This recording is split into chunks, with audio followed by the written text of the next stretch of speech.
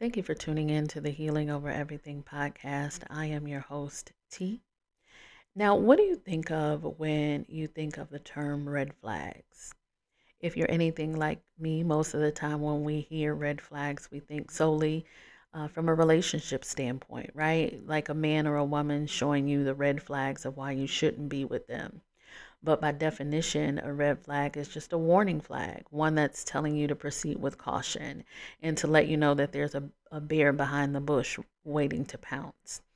But there is so much more that can be explored when it comes to the topic. And today, we're going to talk about red flags as it pertains to us and our own personal red flags, the ones that we ignore but are a danger and a detriment to our personal advancement and healing.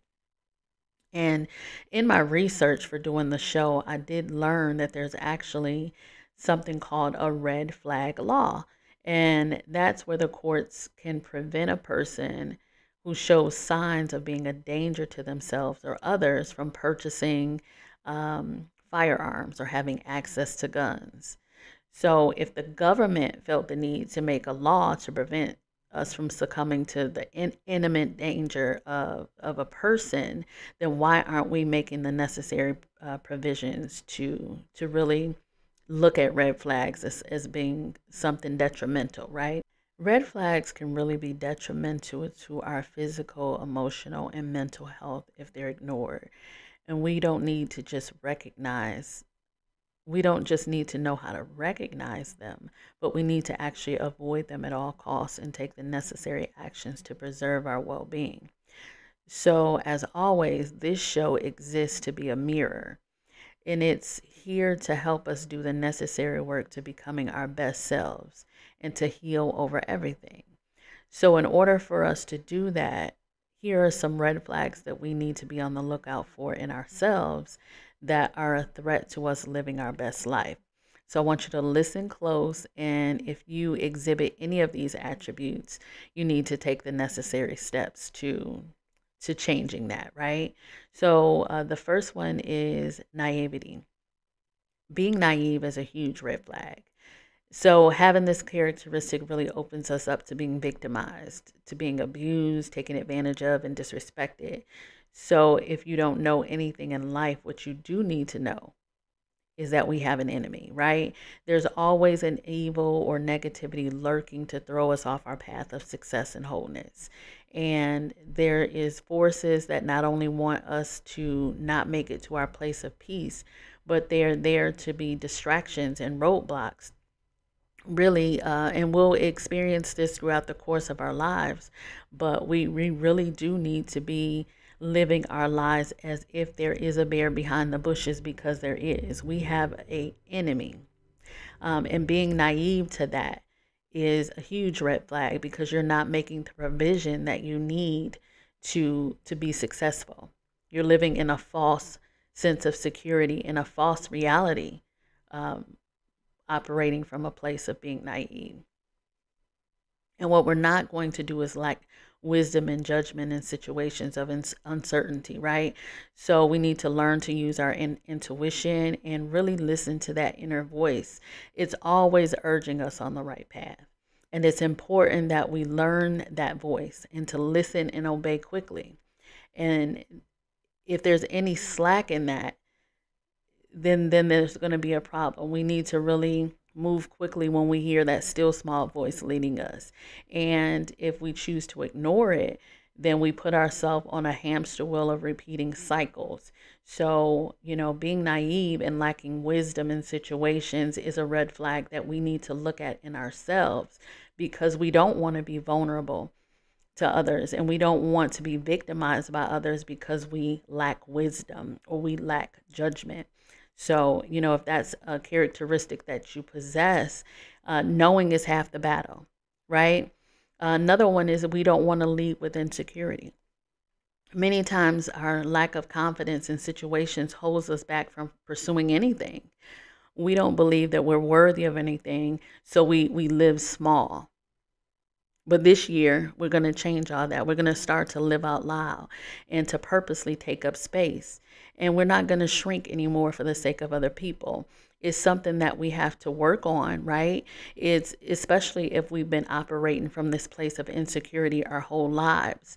We have to learn to make it a daily practice to really affirm ourselves until we start to believe it, and that every ounce of us is dripping with confidence. So it's okay to be big, right? Ego is not a bad thing in this particular circumstance. So if you're operating from a place of insecurity, that is a red flag, because again, you are making yourself a target to other people. And that's not what we want to be in this year, 2024. We're making changes.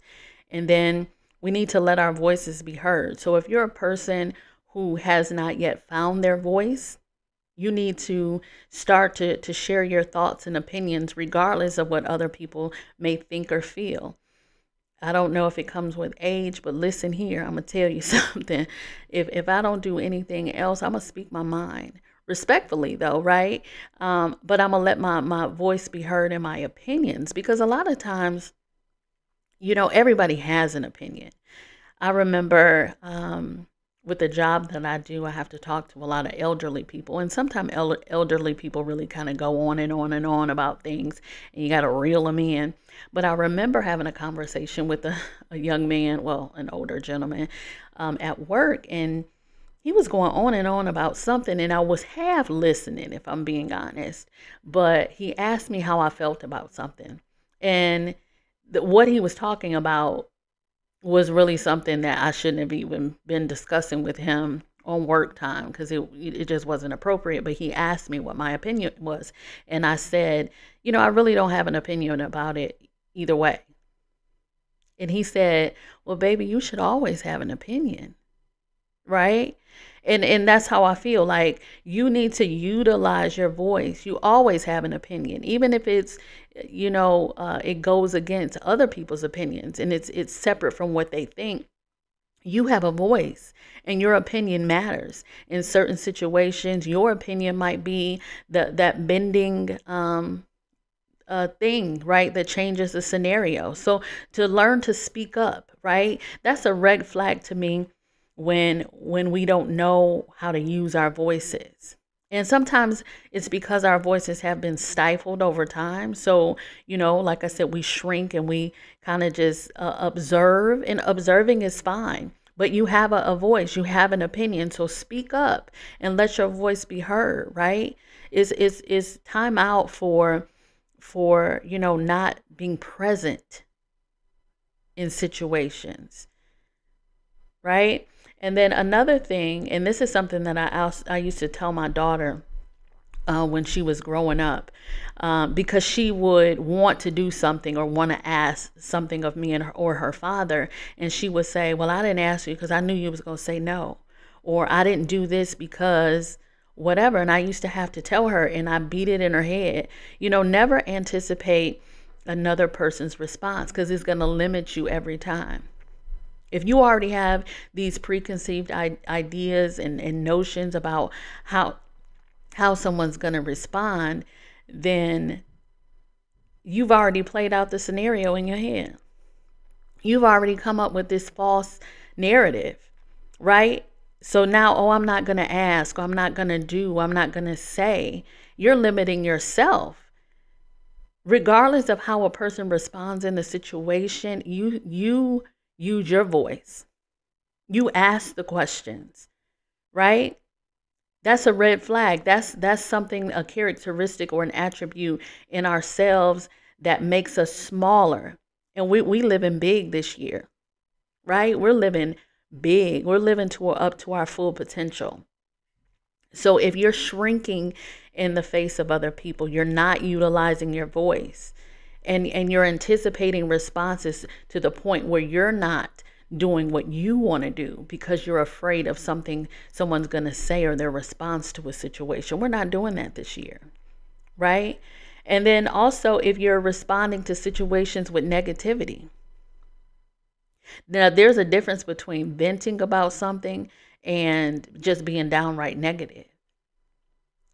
We understand that our voices have power, right? Our tongues have power, and we're going to speak life in every situation. We're not going to put negativity in the atmosphere, but instead we're going to speak life. We're going to say what is and what will be.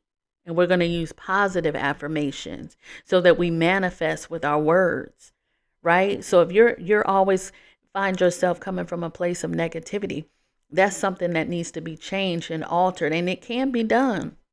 I used to be the most negative person, and to say that to people that know me now, they wouldn't probably believe it, but I used to be so negative, and my words used to be so just crazy. But over time, I learned to change that. And everything that I say now is positive. And that's how I live my life. So it can be changed. It just has to be a muscle that has to be built up. But if you're operating in your life with these characteristics or tendencies, the time is now. We have to do it different, right? And then another huge red flag for me is living without boundaries. And that's such an unhealthy place to be. It's really toxic behavior, if you ask me. And boundaries are necessary in every scenario, really. And most people that don't set healthy boundaries are people pleasers because they're responding from a place of fear. They're afraid that maybe that person won't like what they say or do. You know what I mean? Oh, if I don't let this happen, if I don't let that person do or whatever, then they won't like me or they'll think this about me. Who cares? We're setting limitations. And a lot of times we're thinking that we're helping a situation by jumping head first, but we actually need to be doing a constant check to make sure that we're making decisions that are in our best interest and that we're supporting our own mental health and well-being. And if we're being honest, most of the time it doesn't. It's perfectly okay to say no. No, I can't do that because it doesn't serve me. Right? No, I'm not going to do that thing. And for me, like when I'm asked to do something right now, the thing that I say, if somebody asks me to do something and I really don't feel like that is going to be, beneficial to my overall well-being, I just say, no, I don't have the capacity to fill that task. Thank you very much. I don't have the capacity. Baby, listen, I do not have the capacity. And that's that on that. It's okay to say no. I spent years trying to be everything for everybody and do everything for everybody because I felt like that's what you're supposed to do. And just living without boundaries. You're just saying yes to everything, knowing that you really can't fulfill the task, right? Knowing that this gonna make me crazy. I'm going to be pulling my hair out. I'm going to be stressing out. I'm going to be moving with anxiety and angst. I'm not going to be able to sleep thinking about this stuff, right? But yeah, I still say, yeah, sure, I'll do it. Yeah, I'll do it. Of course. Absolutely, I'll do it. There's nothing wrong with saying no. We got to live with boundaries, right? I'm so settled on living in my healed girl era. Like, forget the soft girl era. I mean, that sounds good. But I'm living in my healed girl era, right? So I'm making sure that I'm taking the steps to make sure that I'm okay. And that I'm not exemplifying red flags that are really turning people away from me. Right? So the last one was actually... This is one that was provided to me by a really good friend of mine. We had a really long conversation about red flags of women and the women that they have encountered, basically. And the thing that they said was a red flag to them. These are people that they've encountered in different scenarios in dating, right? And I asked them, I said, what are some of the red flags that you find to be pretty consistent when it comes to women? And they went in, right? They went in. And the one thing that they mentioned, and I've heard this consistently from men in different They broke it down a little bit different, but they all said the same thing. And that's delusion, right? Not rationally seeing what's true. That's delusion. They said a lot of women that they meet, regardless of the setting, that they really communicate from a place of delusion. And that really kind of sparked something in me, because it made me think about the age that we're living in currently, right? You think about social media and all the false narratives that are on display right now, right? It's like nobody really living in reality. You got these reality shows, but everybody is delusional. Everybody. Who are we seeing in the news lately? And I don't want to say no names. I don't want to say no names. But KW, delusional, right? Like, just not living in reality. Like, a lot of women, and what they were saying to me in the conversation is they encounter women who have situations where they want one thing, but they're presenting something else, because they believe that if they present this something else, that they'll get what they want. So for an example, one of the things that this person had a conversation about with the woman, where the woman was asking him, what he wanted in a situation, like, what are you looking for? And they said, I'm really kind of just looking for a friend right now. And they immediately cut them off. The woman cut them off and said, well, I got enough friends. I don't want no more friends. And as a woman, I really understood that logic, really. I wasn't really questioning it. But the way that they presented it to me, the person, was that, okay, you want a husband, but you don't want your husband to be your friend? And I really thought about that. I was like, well, you really should want your husband to be your best friend. But because they're so delusional about their overall thinking when it comes to a relationship, that they didn't even consider that you have to be friends before you could ever turn into lovers and get to the place of marriage. So they were saying, like, these women are delusional. They're really operating from a place of not being rational.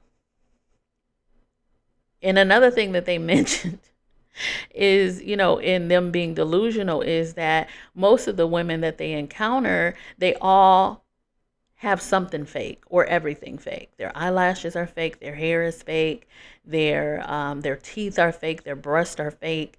Everything's fake. But you want a real man. Baby, you're delusional. You think that you can come to the table being false and phony, but now this man wants to connect with you, but he has to be 100% real. That's delusion. That is a false sense of reality. You're not thinking rationally. You are going to attract what you are. And if you fake, 9 times out of 10, baby, that's what you gonna get.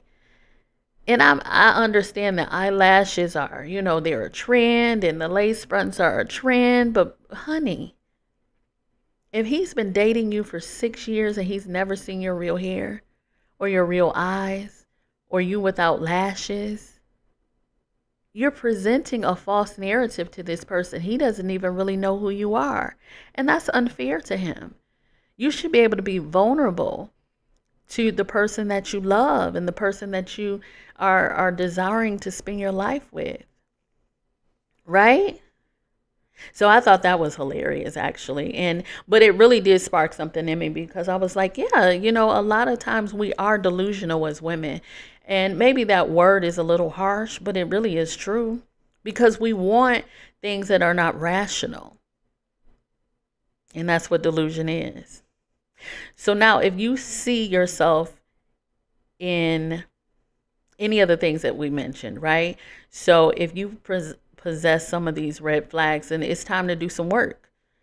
So whether you're guilty of being naive, being guilty of leading or living your life with insecurity, if you are not speaking up for yourself and using your voice and voicing your opinions, if you're fearful and you limit yourself because you're afraid of other people's response, if you're not listening to your intuition, if you have negative responses to most situations that you encounter, if you're living with no boundaries, and if you are coming from a delusional or unrealistic point of life where you have unrealistic expectations, then it's time to make a change. 2024 is a year of being better. We're going to be better than we were last year, in leaps and bounds over what we were the years prior.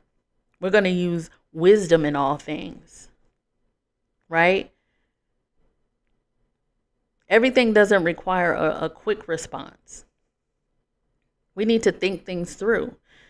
A lot of us operate from a place of being impulsive. I know I have in many cases.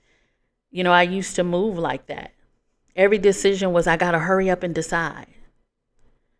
You know, for example, like when it came to a job offer, those were the most stressful times in my life, especially when you had more than one offer on the table. You had 2 or 3 offers and you had to, narrow it down and decide which one you were going to take, right? And instead of really being wise and taking your time and making the right judgment call for you, you operated from a place of being impulsive and just moving quickly. Most things don't require a quick response. They really don't.